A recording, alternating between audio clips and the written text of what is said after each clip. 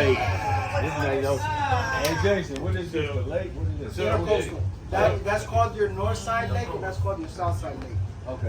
And all these residential neighborhoods, in that middle of that lake, it's only 10 feet deep, 15 feet, depending on the tide. That's why you don't see any of these residential houses with massive yachts, because the tide, they can't get in. And that applies on both sides. Now, there are 3 locations that I'm aware of.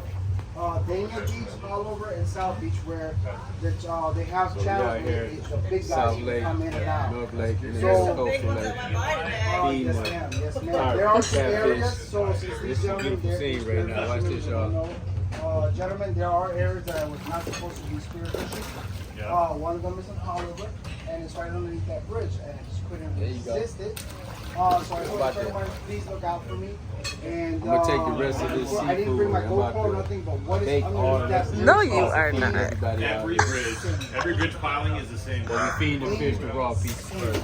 Over like 30 snooks, 30 tarpons, nurse sharks, groupers, reef I'm a fish. sailor It is now. a great opportunity for like a gateway. I'm a Just as soon as true the little guys sailor come in, now. wham, wham, We wham, go to wham. Miami. So, like, I'm in zero Miami tide, they're now. just sitting. Right? I'll Yeah. put y'all back Outgoing in the tide, they're side feeding. very Yeah, soon. Oh, yeah. but it's way too high of a, it was too risky with boat traffic and all that, but it was worth it.